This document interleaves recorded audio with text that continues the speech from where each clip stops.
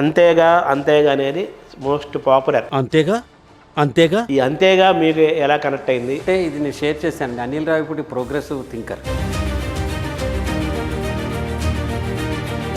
ఆయన హాస్య బ్రహ్మ, ఈయన యువహాస్య బ్రహ్మ అంటారు. ఇద్దరు నా జీవితానికి వెలుగునిచ్చారని చెప్తాను నేను. జంధ్యాలే ఇతర రూపంలో మళ్ళీ మిమ్మల్ని పిలిచాడేమన్నట్టు. ఏమంటే ఒకటి చెప్తాను, గురుపాదాన్ని పట్టుకున్నవాడు. జంధ్యాల గారితో నేను 3 సినిమాలు యాక్ట్ చేశాను. ముద్దమందారం. జంధ్యాల గారి ఇన్ఫ్లుయెన్స్ లైఫ్ లాంగ్ ఉండేలాగా గురు సాక్షాత్కారం వచ్చింది నాకు. మీరు సినిమాల్లోకి రావడానికి జంధ్యాల మీకు ఎలా కనెక్ట్ అయ్యాడు? జంధ్యాల మిమ్మల్ని ఎలా పికప్ చేశాడు? మేము నాటకాలు వేస్తాం. ఈ నాటకాలు ఆయన చూశారు చాలాసార్లు. నన్ను కొత్తవాడిని పెట్టి తీయడం ఏంటి లాజిక్ అని నాకే అర్థం కాదు అసలు. అవునా కాదా? అది సాహసం కాదంటారా మిమ్మల్ని హీరోగా పెట్టి సినిమా? కాదండి, ఆయన కొత్త వాళ్ళని పెట్టి తీయాలని స్టబర్న్ అండి. ముద్దమందారం కమర్షియల్గా అప్పుడు సూపర్ డూపర్ హిట్ కదా. బ్రహ్మాండం అండి బాబోయ్. నాకు తెలిసి ఒక 28 సెంటర్స్లో 100 డేస్ ఆడింది. Super hit cinema. జంధ్యాల గారు మిమ్మల్ని మెడ్రాస్ నుంచి వెళ్ళొద్దు, ఉండు, చాలా భవిష్యత్తు ఉంది, ఇప్పుడు నువ్వు సినిమాల్లోకి వస్తున్నావు, అన్ని సినిమాలు హిట్ అవుతున్నాయి, మంచి పేరు వస్తుంది, ఆయన మాట వినకపోవడం తప్పని మీకు ఎప్పుడు అనిపించలేదా? అప్పుడప్పుడు అనిపిస్తుందండి. ఎందుకనంటే టెలివిజన్ పట్టుకోబట్టి నేను నిర్మాతనయ్యాను, దర్శకుడిని అయ్యాను, అక్కినే నాగేశ్వరరావు గారితో సీరియల్ చేయగలిగాను.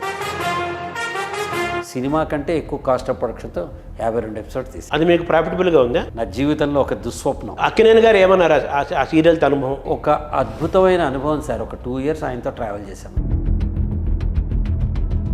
ఇవన్నీ ఎన్ని కోట్లు పెడితే వస్తుంది సార్? సుమని ఫస్ట్ మీరే యాక్టర్ని చేశారా? ఎలాగ? యాక్టర్ అవడానికి నేనే కారణం, యాంకర్ అవడానికి ఆ అమ్మాయి తెలివి కారణమైన ప్రేరణ నాదే. అప్పుడే 10th క్లాస్ రాసి వచ్చింది. పెద్ద పెద్ద కళ్ళు వేసుకుని సన్నగా పీలగా ఈ పిల్లకి వచ్చింది. మీ ద్వారానే నటి అయింది ఫస్ట్. నా ప్రొడక్షనే. ఆ పిల్లకి ప్రాప్తం ఉంది, సూపర్ స్టార్ అవ్వాలి, తను అయింది అంతే. ఆ ఫస్ట్ దానికి మీరు ఎంత ఇచ్చారు రెమ్యునరేషన్? అమ్మాయి గుర్తులేదండి, 500,000 రూపాయలు. మీకు ఎన్టీఆర్తో కూడా ఒక అనుబంధం ఉంది, అది జంధ్యాల గారు కూడా ఆయన పాత్ర ఉంది కదా, ఒకసారి తలుచుకుందాం సార్ ఎన్టీఆర్ని. మా తాతగారికి ఆయనకి పరిచయం ఉంది. వాళ్ళిద్దరు కలిసి 2-3 సినిమాల్లో యాక్ట్ చేయడం. ఎన్టీఆర్తో ఎప్పుడైనా మా తాతగారు మీ తాత ముత్తాత తెలుసురా కానీ అలా 3-4 సార్లు ఎన్టీ రామారావు గారిని మేము వెళ్ళి కలవటం జరిగింది చిన్నప్పటి. దాసరి గారు కూడా మీకు సినిమాలో అవకాశం ఇచ్చారా? దాసరి గారు నేను చైల్డ్ ఆర్టిస్ట్ కింద ఒక సినిమాలో యాక్ట్ చేస్తాను. ఈ నాటకాన్ని దాసరి గారు చూశారు. కమల్ హాసన్తో కూడా మీకు ఒక అనుబంధము, అనుభవాలు ఉన్నాయి కదా, అది ఒకసారి తలుచుకుందాం. కమల్ హాసన్ గారిని నేను ఫస్ట్ చూసిందండి. ఇది నా ఫస్ట్ ఎక్స్పీరియన్స్. మీరు కమల్ హాసన్ గారితో గడిపినప్పుడు చాలా మంది మీ పోలికలు ఉన్నాయంటారు, మీ తమ్ముడు అంటారు అని చెప్పి ఆ టాపిక్ వచ్చిందా? నేను చెప్పలేదు. ఆ రోజు స్టేజ్ మీద ఎవరో చెప్పారు, ఆయన నవ్వేశాడు.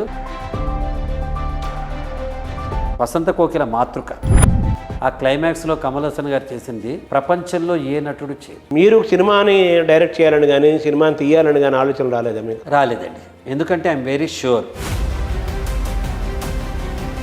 మొత్తం నా డబ్బుతోనే చేశాను, గెలిచాను. మీ జీవితాన్ని రివ్యూ చేసుకుంటే ఇవాళ సక్సెస్ఫుల్ పర్సన్ అనుకుంటున్నారా? 100%. ఎందుకంటే ఈ క్వాలిటీస్ అన్ని నాలో ఉన్నాయని నేను అనుకుంటున్నాను. సో మీ టెలివిజన్కి, సినిమాకి, అలాగే ఈ పబ్లిక్ స్పీకింగ్ వీటిలో మీ మనసులో 1, 2, 3 ఆర్డర్ చెప్పాలంటే ఏం చెప్తారు? 1, 2, 3 ఆర్డర్ చెప్పాలంటే నేను పోషించిన వాటిలో 3rd నాలో నేను నటుడిని లైక్ చేసుకుంటాను. Television and cinema? సినిమాలో నా టెలివిజన్నే లైక్ చేస్తాను. టెలివిజన్కి నేను మెగాస్టార్ అని చెప్పి అన్నారా మీరు? ఎవరు పెట్టారా? నేను ఎప్పుడు సూపర్ స్టార్ని, మెగాస్టార్ని నేను చెప్పను. టెలివిజన్లో ఫస్ట్ కార్మికుడు నేను. ఈ రోజున నటుడు అన్న వాడికి ఏదైనా ఒకటే. మీరు ఎవరి పట్ల ఎక్కువ అంకితంగా ఉంటారు, ఎవరి పట్ల ఎక్కువ కృతజ్ఞతగా ఉంటారు? పేర్లు చెప్పాలంటే ఫస్ట్ నాకు జన్మనిచ్చిన తల్లిదండ్రులకి, వ్యక్తిగతంగా మా భార్యకి.